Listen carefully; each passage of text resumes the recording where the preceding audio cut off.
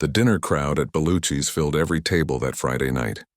The restaurant sparkled with soft lights bouncing off wine glasses and silverware.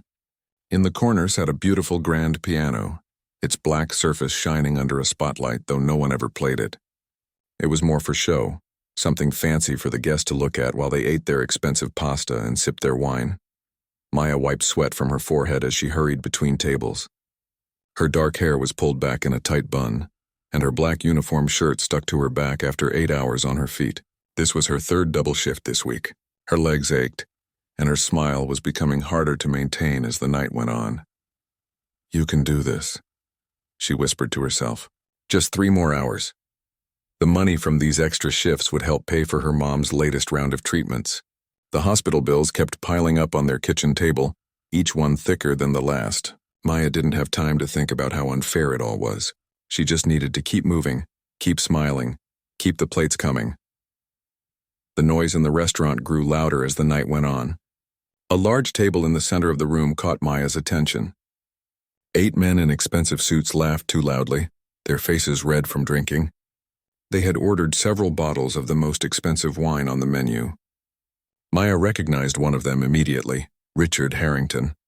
His face had been on music magazines for years. Everyone in the industry knew he had an eye for talent and the personality of a hungry wolf. Maya tried to avoid their table when possible, letting other servers handle them.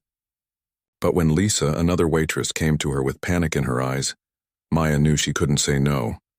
"Please, Maya, they're asking for another server. That guy with the gray hair keeps finding something wrong with everything I bring. I think I'm going to cry." "It's okay," Maya said, squeezing Lisa's arm. "I'll take over." Taking a deep breath, Maya approached the table with her professional smile firmly in place. "Good evening, gentlemen. How can I help you?" The men looked up at her, some barely noticing her presence, others letting their eyes linger too long. Richard Harrington, sitting at the head of the table, studied her with cold eyes. "Finally, someone new," he said, his voice carrying across the restaurant. "Your colleague didn't seem to understand that when I order a medium rare steak, I don't want it still mooing." The men around him laughed, though 1 or 2 looked uncomfortable. "I apologize for that, sir. Would you like me to bring you something else?" Richard waved his hand dismissively. No, we're fine for now. Just keep the wine coming." Maya nodded and turned to leave, but Richard's voice stopped her. "Tell me something," he said, leaning back in his chair. "That piano over there. Does anyone ever play it, or is it just gathering dust?" Maya turned back slowly. "Sometimes we have a pianist on Saturday nights, sir. For special events." Richard's eyebrows went up. "But not tonight?" "No, sir. Not tonight." Richard looked at his companions, a strange smile forming on his lips. Maya recognized that look. It was the face of someone who had just thought of a way to entertain himself at someone else's expense. "Do you play?" he asked, pointing at her. The question caught Maya off guard.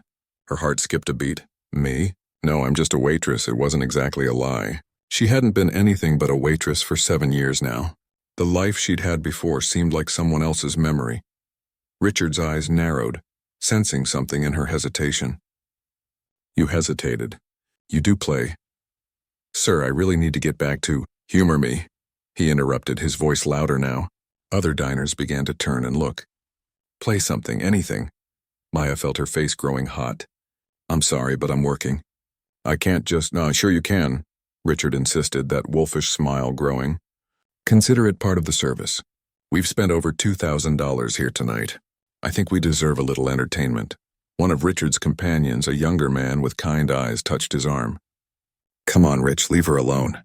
"She's busy," Richard shrugged him off. "I'm curious now. There's something about her." He turned back to Maya. "Play something for us. Unless you want me to talk to your manager about your reluctance to provide good customer service?" The threat hung in the air. Maya looked around, noticing that many people were watching now. Her manager, Tony, stood by the kitchen door, his worried eyes darting between her and the table of important customers. Richard stood up and gestured toward the piano with an exaggerated bow. "The piano awaits, miss. Don't be shy." Maya stood frozen, her serving tray clutched tightly in her hands. Memories she had locked away years ago began to surface. The smell of polish on wooden piano keys, the feel of cool ivory under her fingers, the flutter in her stomach before a recital. Tony appeared at her side, taking the tray from her hands. "Is there a problem?" he asked quietly, though his tight smile was aimed at Richard. "No problem at all," Richard announced. "I've just requested that your lovely waitress play something for us on that beautiful piano." "It seems a shame to let it sit there unused," Tony hesitated, clearly torn between keeping his staff comfortable and pleasing a high-profile customer who was spending a small fortune. "Maya," he whispered, "could you just play something simple? These guys are big tippers, and frankly, we need their business." Maya looked at her manager, seeing the pleading in his eyes. She thought of the stack of medical bills waiting at home. She thought of her mother's tired smile when Maya had promised that everything would be okay. "Fine," she said quietly. "Just one song." Tony squeezed her shoulder in thanks. Richard clapped his hands together in delight, as if he'd won a prize. The walk to the piano felt endless. Every eye in the restaurant was on her now. The conversations had died down to curious whispers. Maya could hear her heartbeat in her ears as she approached the grand piano. She hadn't touched a piano in 7 years. Not since the day she'd walked out of Juilliard, her scholarship abandoned, to return home to her sick mother. Music had been her whole life once. Her future, her dream. Now it was just a painful reminder of what might have been. Maya sat down on the bench, feeling how strange and familiar it felt all at once. She adjusted her position, muscle memory taking over as she straightened her back and placed her hands in her lap. The keys gleamed up at her, waiting. Richard and his friends had turned their chairs to watch. Richard's eyes were bright with anticipation, probably expecting her to plink out chopsticks or fumble through heart and soul like someone who'd had a few childhood lessons. Maya closed her eyes, trying to steady her breathing. What should she play? Something simple just to get through this humiliation quickly. But as her fingers hovered over the keys, something shifted inside her. A quiet anger began to build. This man thought he could treat her like entertainment, like she existed only for his amusement. He expected her to fail or to barely manage. He had no idea who she had been. Who she still was, somewhere deep inside. Maya touched the keys gently, feeling their cool smoothness. It had been so long, yet her hands remembered. They always remembered. She started softly, the opening notes of Chopin's Nocturne Op. 9 No. 2 flowing from her fingers. The piece began tenderly, almost hesitantly, like a secret being shared in the quietest voice. Her fingers were stiff at first, unpracticed. But with each note, something awakened in her. The restaurant grew completely silent. Even the sounds from the kitchen seemed to fade away. There was only the music now, growing stronger and more confident with each passing moment. Maya didn't look up, didn't want to see the faces watching her. She focused only on the keys, on the music flowing through her, on the feeling she had almost forgotten. The feeling of being truly alive. The gentle melody filled the room, touching something in everyone who listened. This wasn't the awkward performance of a waitress forced to entertain. This was something else entirely. This was beauty being born in an unexpected place. In the corner of her eye, Maya could see Richard sitting up straighter in his chair, the smug smile fading from his face. She didn't care anymore what he thought. She wasn't playing for him now. She was playing for herself, for the girl who had once dreamed of concert halls and standing ovations. As the final notes of the nocturne drifted through the restaurant, Maya kept her eyes closed, not ready to return to reality. The room remained perfectly still, as if everyone was holding their breath. Then from somewhere in the back, someone began to clap. Another person joined in, then another, until the whole restaurant filled with applause. Maya finally opened her eyes, surprised to find them wet with tears. She hadn't realized she'd been crying. She looked up to see Richard staring at her, his expression completely transformed. The arrogance was gone, replaced by something Maya recognized immediately. It was the look of someone who had just discovered something precious, something rare. And in that moment, Maya realized that the music had never really left her. It had just been waiting all this time for her to find her way back to it. The applause washed over Maya like a warm wave. For a moment she couldn't move, couldn't think.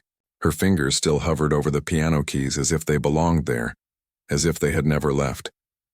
She looked up to see every face in the restaurant turn toward her. Some people had tears in their eyes. Others wore expressions of pure wonder. No one was eating anymore. No one was talking. They were just listening, waiting. Maya's eyes found Richard's face in the crowd. The arrogant smile was gone.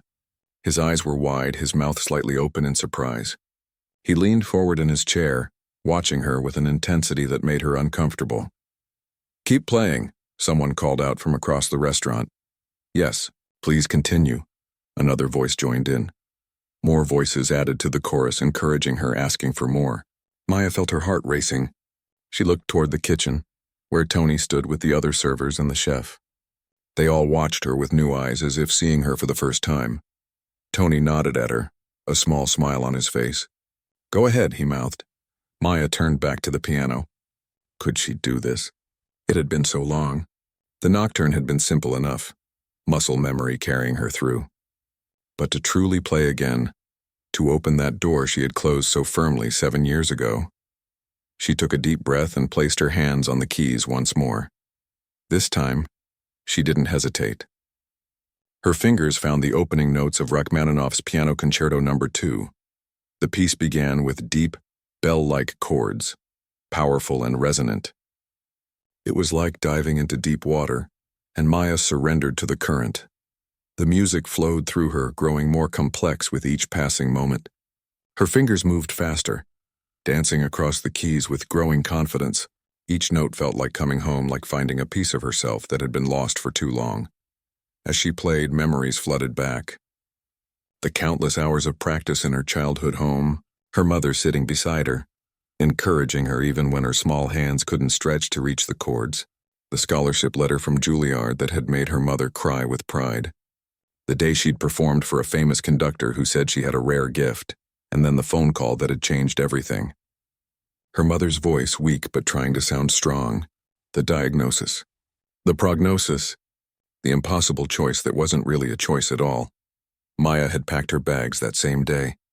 Her professors had begged her to reconsider, offered to help find a way for her to continue her studies while her mother received treatment. But Maya knew the reality of their situation. Medical bills wouldn't pay themselves. Her mother needed her, not just financially, but there by her side. So she had walked away from her dream, had locked her music inside a box in her heart and thrown away the key, until tonight. Maya's fingers flew faster now, the complex runs of notes pouring out of her like a river breaking through a dam. The piece demanded everything: technical precision, emotional depth, physical stamina, and somehow, despite the years away, she found she could still give it. Richard stood up from his chair, moving closer to the piano. His friends remained at the table, their expressions a mix of confusion and awe. They hadn't expected this when they had pushed their colleague to embarrass a waitress. Maya was only vaguely aware of the movement around her. A few people had taken out their phones to record her playing. Others simply sat with their eyes closed, letting the music wash over them. In the kitchen doorway, the cook had stopped working, a spoon forgotten in his hand as he listened. The piece built to its passionate climax, Maya's hands a blur across the keyboard. Her body swayed with the music, feeling every note, every emotion. Tears streamed down her face, but she didn't stop to wipe them away. They fell onto her hands, onto the keys, becoming part of the music. When she reached the final crashing chords, Maya felt something inside her break open. Joy and grief mingled together. Joy at finding this part of herself again. Grief for the years lost, for the dreams abandoned. The final note hung in the air, resonating through the restaurant. Then silence. Complete, perfect silence, until it wasn't. The applause started slowly, then built to a roar. People were standing, clapping wildly, some shouting, "Bravo!" in voices thick with emotion. A woman in the corner was openly crying. A man near the window looked as if he had just witnessed a miracle. Maya sat frozen at the piano, her hands trembling, her breath coming in short gasps. She felt dizzy, overwhelmed by what had just happened. It was as if she had been sleeping for 7 years and had suddenly awakened. Richard approached the piano, his face transformed. Gone was the arrogant music producer who had tried to humiliate a waitress for his own amusement. In his place stood a man who recognized what he had just witnessed. "Who are you?" he asked, his voice barely audible over the continued applause. Maya couldn't answer. Her throat felt tight, her words locked away somewhere inside her. Tony pushed through the crowd, reaching Maya's side. He looked at her with new eyes, confused and amazed. "Maya," he said softly. "What? How did you—" He couldn't seem to find the right words. More people were gathering around the piano now. An older woman stepped forward, her eyes wide with recognition. "I know who she is," the woman said, her voice cutting through the noise. "You're Maya Rodriguez, aren't you? The prodigy from Juilliard who disappeared 7 years ago." Maya felt the room spin around her. How did this woman know her name? How could she possibly remember? "You played at Carnegie Hall," the woman continued. "You were only 19. I was there. They said you were going to be the next great American pianist." More murmurs spread through the crowd. Someone else recognized her name. A few people were searching on their phones, looking up old concert programs, articles about promising young pianists. "Is it true?" Tony asked, looking between Maya and the woman. "Were you some kind of famous pianist?" Maya shook her head, finding her voice at last. "Not famous," she said quietly. "Just someone with potential." "Once. Potential?" Richard laughed, but it wasn't a cruel sound. It was the laugh of someone who couldn't believe what they were hearing. "What I just heard wasn't potential. That was mastery." Maya stood up from the piano bench, suddenly aware of how exposed she felt. All these people staring at her, talking about her, asking questions she wasn't ready to answer. "I need to get back to work," she said, smoothing her hands over her uniform. "Work?" Richard looked genuinely confused. "You can't be serious." Tony put his hand on Maya's shoulder. "Take the rest of the night off," he said firmly. "In fact, take tomorrow too." "But my tables will cover for you," Lisa said, stepping forward. She looked at Maya with new respect in her eyes.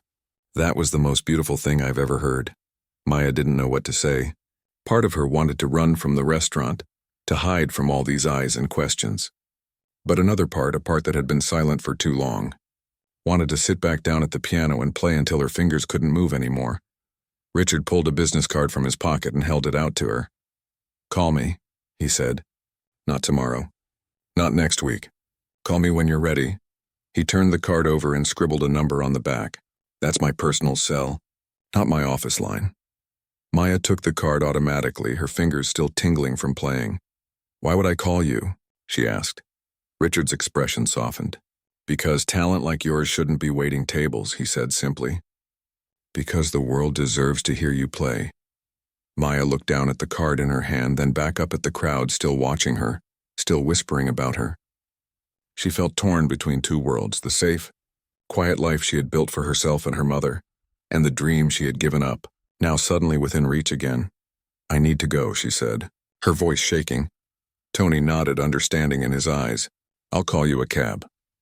As Maya walked through the restaurant toward the back door, people reached out to touch her arm, to murmur words of praise and encouragement. She barely heard them, barely felt their touch. Her mind was racing, her heart pounding. Outside in the cool night air, Maya leaned against the brick wall of the restaurant, the business card clutched in her hand. She could still hear the faint sounds of conversation inside, people talking about what they had witnessed. She closed her eyes and tilted her face up to the stars. For the first time in 7 years, the music in her heart wasn't a painful reminder of what she had lost. It was a whisper of possibility. A reminder of who she still was underneath it all. The question now was whether she had the courage to listen. Maya's apartment was small but neat. Early morning light filtered through thin curtains, casting a warm glow on the worn furniture. She sat at her tiny kitchen table, staring at Richard's business card, turning it over and over in her fingers. She hadn't slept much. Every time she closed her eyes, she heard music, felt the piano keys beneath her fingers. The sound of shuffling footsteps made her look up. Her mother, Elena, emerged from the bedroom, her robe tied loosely around her thin frame. Despite the treatments that had taken her hair and much of her strength, Elena's eyes remained bright and alert. "You're up early," Elena said, making her way slowly to the coffee maker. "Did you work late last night?" Maya watched her mother, noting how she gripped the counter for support. "Something happened at work," she said quietly. Elena turned, her eyebrows raised in question. "Something good or something bad?" "I'm not sure yet." Maya took a deep breath. "I played the piano." Elena's hand froze on the coffee pot. "You played? Where?" "At the restaurant. There's a grand piano there. A customer. Well, he sort of forced me to play." Elena abandoned the coffee and made her way to the table, lowering herself carefully into a chair. "And how did that feel?" Maya looked down at the business card, still spinning it between her fingers. Like coming back to life, she admitted. Like finding a part of myself I thought was gone forever. A smile spread across Elena's face, bringing color to her pale cheeks. I've been waiting years to hear you say that. Mom. No. Listen to me. Elena reached across the table, her thin hand covering Maya's. When you stopped playing, when you came home to take care of me, I was heartbroken. You needed me here, Maya protested. Yes, I needed help, but I never asked you to give up your dream. That was your choice, a choice I'd make again. Maya's voice was firm. You're my mother. You're more important than any career. Elena squeezed Maya's hand. And you're my daughter. Your happiness is more important to me than anything. These past 7 years you've been here physically, but part of you has been missing. I've seen it in your eyes. She nodded toward the business card. Who gave you that? Richard Harrington. Elena's eyes widened. The Richard Harrington? The famous producer? Maya nodded. He was the one who made me play. At first I think he was just trying to embarrass me. But after he heard me, she trailed off, remembering the look on Richard's face. He wants me to call him. And will you? Maya shook her head. I can't think about that right now. We have your treatment today, and I need to pick up extra shifts to cover last month's hospital bill and… Maya. Elena's voice was suddenly stern. Look at me. Maya looked up, surprised by her mother's tone. I didn't raise you to use me as an excuse to hide from life. I'm not hiding. I'm being responsible. Elena leaned back in her chair, studying her daughter's face. I remember when you were 6 years old, sitting at that old upright piano your father and I bought from a garage sale. You could barely reach the pedals, but you played with such focus, such joy. Her eyes grew misty with the memory. Your father said you had a gift that needed to be shared. Maya felt a lump forming in her throat at the mention of her father. Dad's not here anymore. No, he's not. But you are. And so is your gift. Elena pointed to the business card. Call him. But your treatment will happen whether you make that call or not. Elena stood up slowly, making her way back to the coffee maker. I'm not going anywhere anytime soon. The doctors say I'm responding well to the new medication. You're still weak, and getting stronger every day. Elena poured 2 cups of coffee, carefully carrying them back to the table. I want to see you play again before I die. Don't talk like that, Maya said sharply. It's the truth. We all die eventually. But not all of us really live while we have the chance. Elena pushed one of the coffee cups toward Maya. Make the call. Maya looked at her mother's determined face, then down at the card in her hand. Slowly, she reached for her phone. Richard's office was nothing like Maya had expected. Instead of the sleek modern space she had imagined, it was warm and cluttered, with vintage concert posters on the walls and a battered old upright piano in the corner. Albums and sheet music covered nearly every surface. Richard himself looked different too. Without the expensive wine and boisterous friends, he seemed more thoughtful, less intimidating. I wasn't sure you'd call, he said, gesturing for her to sit in a worn leather chair across from his desk. I wasn't sure I would either, Maya admitted. Coffee? Tea? Richard offered. Maya shook her head. No, thank you. She glanced around the office, her eyes lingering on the piano. I can't stay long. My mother has a doctor's appointment this afternoon. Richard nodded, studying her face. Your mother is ill? Yes, cancer. That's why I left Juilliard. She needed me and the medical bills. I understand. Richard leaned forward, resting his elbows on his desk. I owe you an apology. Maya looked up, surprised. The way I behaved at the restaurant was inexcusable. I was arrogant and rude. Yes, you were, Maya agreed. Richard laughed, a genuine sound that crinkled the corners of his eyes. You're honest. I like that. His expression grew serious again. But if I hadn't been such a jerk, I might never have heard you play. And that would have been a tragedy. You're exaggerating. I'm not. Richard stood up, pacing the office as he spoke. Maya, I've worked with some of the greatest pianists in the world. I know talent when I hear it. What you did that night with no practice, no preparation, it was extraordinary. Maya shifted uncomfortably in her chair. It was just muscle memory. No, it was more than that. Richard stopped pacing, turning to face her directly. You have a rare gift, the kind that can't be taught, only nurtured. A gift I gave up 7 years ago, Maya reminded him. But it didn't give up on you. Richard moved to the piano in the corner, running his fingers lightly over the keys without pressing them. "Play something for me," Maya hesitated. "I told you I can't stay long. One piece. Something that matters to you." Maya looked at the piano, feeling the pull of it like gravity. Slowly, she rose from her chair and crossed the room. The bench creaked as she sat down, the wooden keys cool beneath her fingers. She began to play a simple melody, one her father used to hum while cooking dinner. It wasn't classical or complex, just a folk tune he had learned as a child in Mexico. As she played, she found herself adding harmonies, embellishing the simple tune with her own emotions. Richard stood quietly, listening. When the last notes faded, he didn't speak immediately. "That was beautiful," he said finally. "What is it?" "Just something my father used to sing." Maya's fingers lingered on the keys. "He died when I was 12. "I'm sorry." Maya nodded, accepting his sympathy without looking up. "Music was our connection. After he died, it became my way of keeping him with me. And when you stopped playing, it felt like losing him all over again." The admission surprised Maya. She hadn't allowed herself to think about it that way before. Richard pulled up a chair, sitting beside the piano. "I want to help you find your way back." Maya finally looked up at him. "Why? Why do you care?" "Because what you have is rare. Because the world deserves to hear it." He paused. "And because I recognize someone who's lost their path. I've been there myself." Maya raised an eyebrow, skeptical. "It's true. 20 years ago, I was a promising young composer.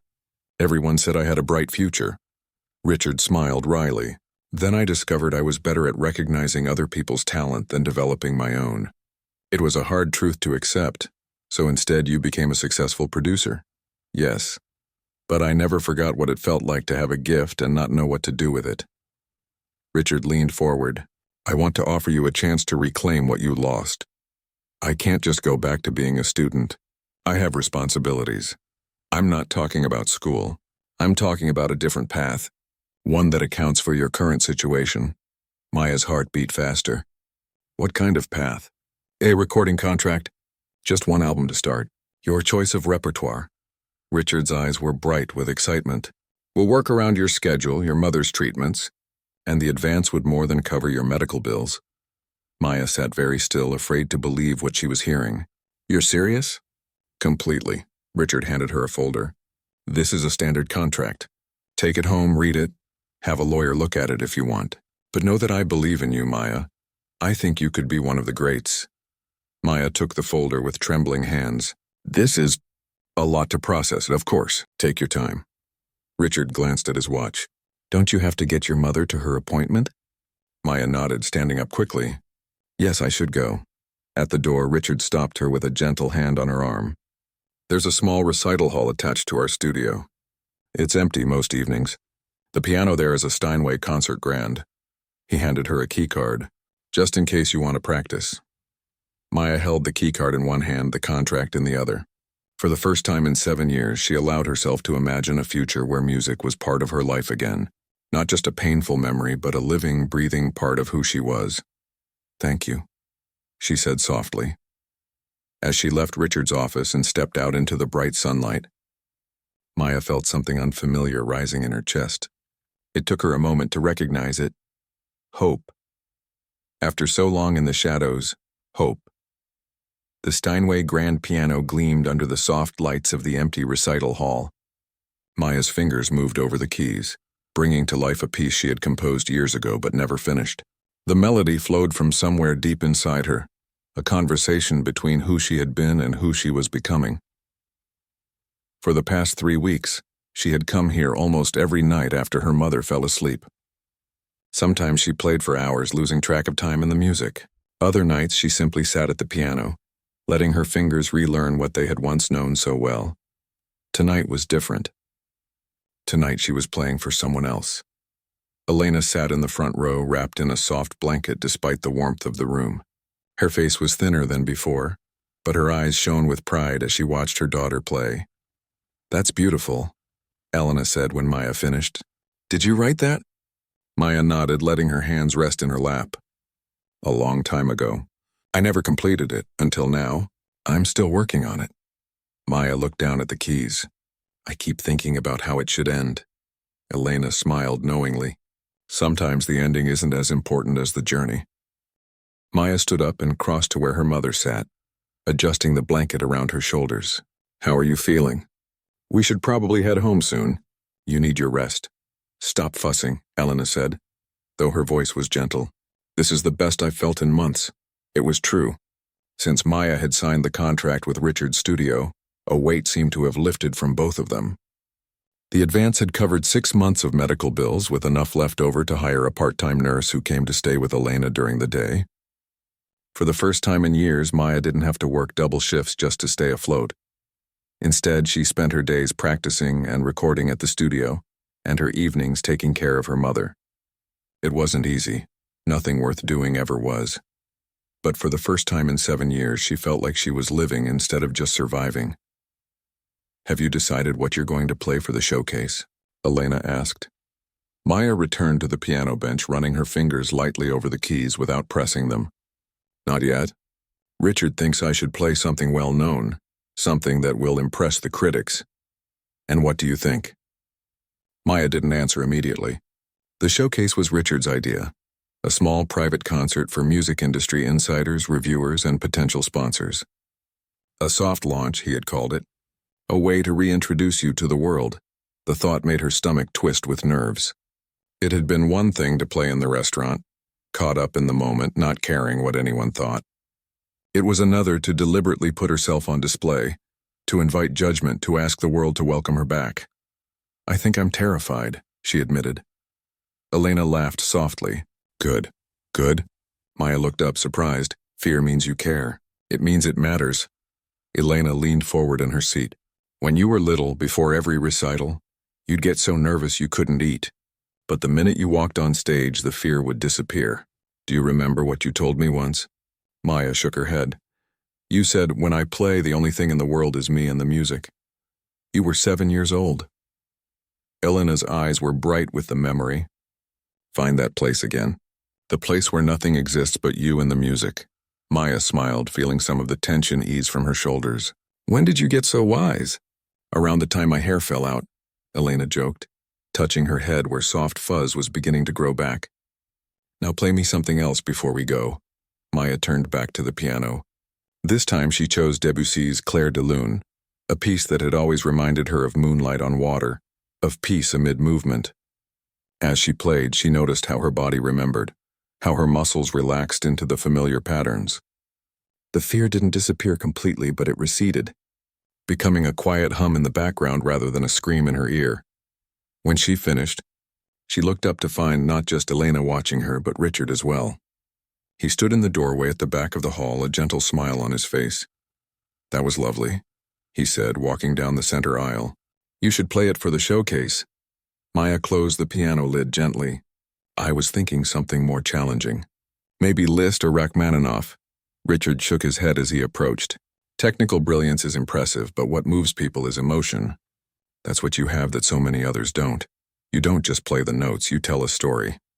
He nodded a greeting to Elena, who was gathering her things, preparing to leave. The album is coming along beautifully, he told her. Your daughter is remarkable. Elena beamed with pride. I've known that since she was 5 years old. We're almost finished with the recording, Richard continued. Just a few more sessions and then we'll move to editing and production.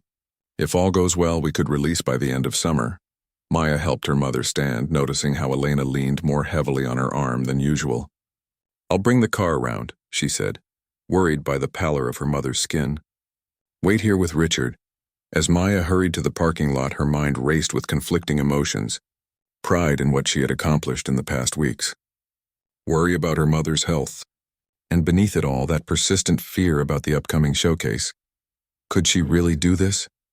Step back into the spotlight after so long away? What if she failed? What if the critics dismissed her as a has-been who never was? By the time she pulled the car around to the entrance where Richard waited with Elena, she had made up her mind. She would play Clair de Lune for the showcase, not because it was easy, but because it was true. Because when she played it, she found that place where nothing existed but her and the music. And right now, that was the only place she felt truly herself. The night of the showcase arrived too quickly. Maya stood backstage at the small but prestigious concert hall, peeking through the curtains at the gathering crowd. The room was only about half full, but Richard had said that was by design. Quality over quantity, he'd insisted. Still, Maya recognized a few faces from music magazines and newspapers, critics whose opinions could make or break a career, producers who might offer future opportunities, even a few famous pianists who had come to see the mysterious returner who had once been Juilliard's brightest star. Nervous? Richard appeared at her side, looking dapper in a simple dark suit. Terrified, Maya admitted. She smoothed the skirt of her dark blue dress, feeling underdressed among the glittering crowd. "They're going to love you." Richard's confidence seemed unshakable. "Just play the way you did for your mother the other night. The way you play when you think no one is listening." Maya nodded, though her throat felt too tight to speak. She glanced at her watch. 10 minutes until she was due on stage. "Your mother just arrived," Richard said. "She's in the front row, center seat. I made sure she had the best view in the house." Maya's eyes widened. "She came? But the doctor said she should rest after yesterday's treatment. Wild horses couldn't keep her away." Richard squeezed her shoulder. "She believes in you, Maya, we all do. Now you just need to believe in yourself." He left her alone with her thoughts, going to greet some late arrivals. Maya closed her eyes, trying to center herself. She thought of her father and how he used to say that music was the closest humans could come to speaking directly to the soul. She thought of her mother, weak but determined, sitting in the front row to witness her daughter's return to the stage. And she thought of herself, the girl she had been, the woman she had become, and the artist she might still be. When the stage manager signaled that it was time, Maya took a deep breath and walked onto the stage. The lights were bright, making it hard to see the audience clearly, but she found her mother's face immediately. Elena smiled, a small nod of encouragement that meant everything. Maya sat at the piano, adjusted the bench, and placed her hands on the keys. The room fell silent, waiting. In that moment, the fear that had haunted her for weeks finally released its grip. This wasn't about critics or careers or comebacks. This was about the music that had lived inside her all along, waiting for her to find her way back to it. She began to play, not Clair de Lune as planned, but her own composition, the piece she had been working on in the late-night hours at the recital hall. It was a melody of loss and discovery, of letting go and finding anew. It was her story, told in the language she had once abandoned but never truly forgotten. As the music filled the room, Maya closed her eyes, surrendering to the moment. She didn't need to see the audience to know they were listening. She could feel it in the quality of the silence, in the held breath of collective wonder. For the first time in 7 years, Maya was exactly where she belonged. At a piano with music flowing through her fingers, sharing the deepest parts of herself with strangers who, for a brief magical moment, weren't strangers at all but fellow travelers in the journey of her song. And in the front row, Elena watched with tears in her eyes, knowing that whatever happened next, whether the critics raved or dismissed, whether this night led to fame or remained a beautiful memory, her daughter had reclaimed something precious, the gift that had been waiting for her all along. The standing ovation lasted for nearly 5 minutes. Maya stood on the stage, overwhelmed by the response. Her heart raced as the applause washed over her. Richard had been right. The small room made the reaction feel even more intense, more personal. She could see individual faces now, people wiping away tears, smiling, clapping until their hands must have hurt. But the only face that truly mattered to Maya was her mother's. Elena sat in the front row, her eyes shining with pride and joy. When their gazes met, Elena mouthed 3 simple words: "You did it." As Maya finally left the stage, people rushed to greet her. Critics who wanted interviews, musicians who wanted to express their admiration, producers who suddenly saw the potential in the waitress turned pianist who had abandoned Juilliard 7 years ago, only to return with even more depth and emotion in her playing. Richard stood back, watching it all with a satisfied smile. When Maya finally made her way to him through the crowd, he hugged her briefly. "I told you they would love you," he said, "but even I didn't expect this. Your own composition, it was a risk, but it paid off beautifully." "I wasn't trying to take a risk," Maya admitted. "When I sat down, it was the only thing I could play, the only thing that felt true." Richard nodded, understanding. That's why it worked. They could feel it. A reporter approached, notebook in hand.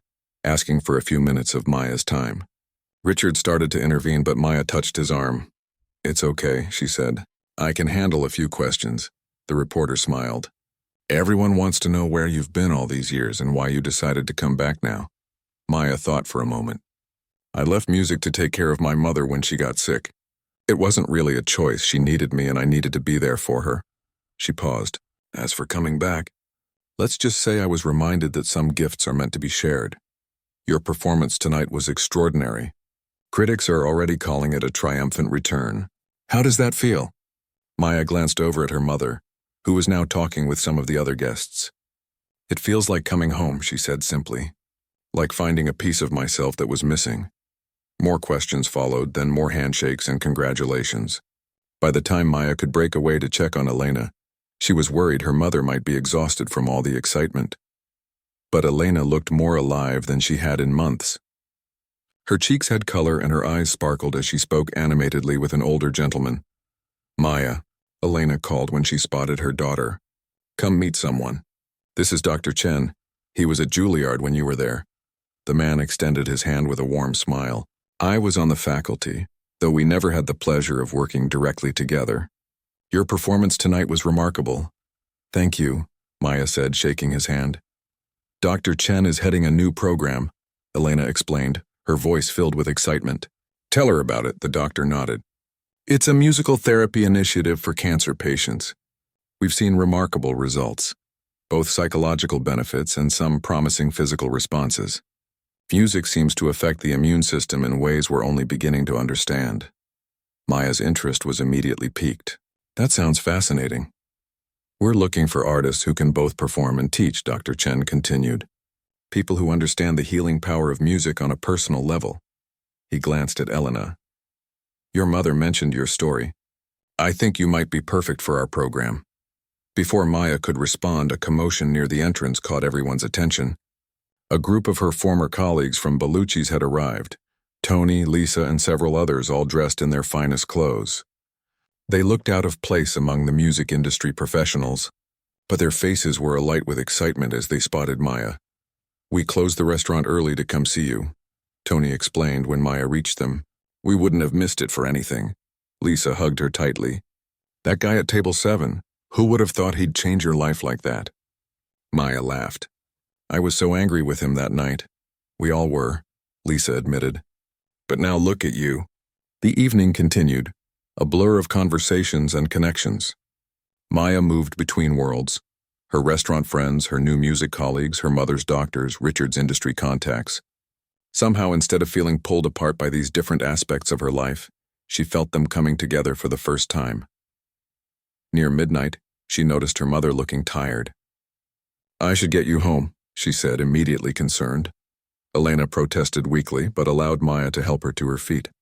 Richard arranged for his car to take them home, insisting that Maya's night had been too perfect to end it by hunting for parking or waiting for a taxi. As they settled into the back seat of the luxury car, Elena took Maya's hand. "I want you to know something," she said, her voice soft but clear. "Watching you tonight was one of the greatest joys of my life. Not just because you played beautifully, though you did, but because I saw you become whole again." Maya squeezed her mother's hand. "I couldn't have done it without you." "Yes, you could have." Elena's expression was serious. "That's what I need you to understand. Your gift isn't tied to me, Maya, it's yours. It always has been." Maya started to protest, but Elena continued. "I know you left Juilliard for me. I know you've built your life around taking care of me these past 7 years."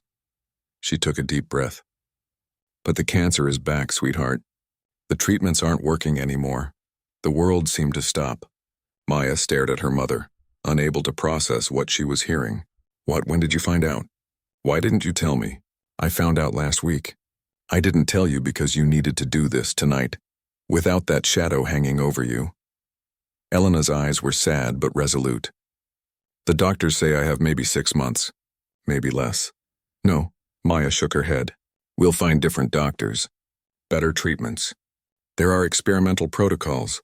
I've already looked into all of that," Elena said gently. "This time it's not about fighting.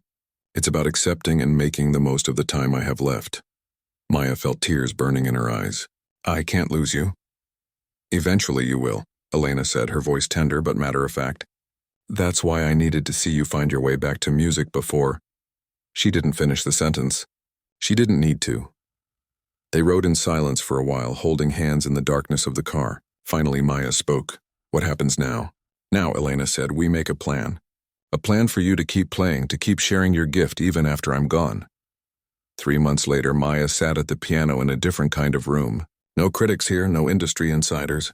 Just 20 cancer patients and their families, gathered in the sunny common room of the treatment center where Dr. Chen had established his music therapy program. Maya's album had been released the week before to glowing reviews. Richard had already started talking about a tour, about concert halls in Europe and Asia, but that would wait. For now, Maya had a more important audience. Music has always been a way for people to express what words can't say, she told the group. When we're afraid, when we're in pain, when we're hopeful. Sometimes the only language that makes sense is music. Elena sat in the front row, thinner now, a colorful scarf wrapped around her head. But her eyes were bright as ever as she watched her daughter. Today I want to share something I've been working on, Maya continued. It's a piece about finding your way back to yourself after being lost. About rediscovering joy even in the midst of pain. She began to play the composition that had come to her in pieces over the past few months. It had started as the melody she'd played at the showcase, but had grown into something richer, deeper. A conversation between sorrow and hope, between letting go and holding on. As she played, Maya watched the faces of the patients and their loved ones. Some had closed their eyes, letting the music wash over them. Others watched her hands on the keys, perhaps wondering how something so beautiful could come from such simple movements of flesh and bone. In the 3 months since the showcase, Maya's life had changed dramatically. The recording contract with Richard, the teaching position with Dr. Chen's program, the growing recognition in the music world, but the most profound change had been internal. Maya had finally learned that caring for someone you love doesn't mean abandoning yourself, that her mother had never wanted her sacrifice, only her happiness, and she had learned that music, the gift she had tried to lock away, had never really left her. It had waited patiently, ready to flow through her fingers when she was ready to embrace it again. The composition ended softly, a gentle resolution, rather than a dramatic conclusion. When Maya looked up, she saw tears on many faces, but also smiles. Elena nodded at her, a silent message passing between them. This was just the beginning. There would be concert halls and recordings, students and collaborations. There would be hard days ahead, days of grief and loss when her mother finally lost her battle. But there would also be music. Always music. And somewhere in that music, in the melodies that flowed from her fingers and the emotions they stirred in those who listened, Maya knew she would always find her way home. To the place where nothing existed but her and the music, and through that music, connections to everyone whose heart was open to hear. It had taken an arrogant customer, a grand piano in a restaurant corner, and a moment of reluctant courage to bring her back to this path. But now that she had found it again, Maya knew she would never lose her way a second time. The waitress who had been forced to play the piano had become the woman she was always meant to be, not despite her detours and struggles, but because of them. And in that transformation was a truth worth sharing with the world. One note at a time.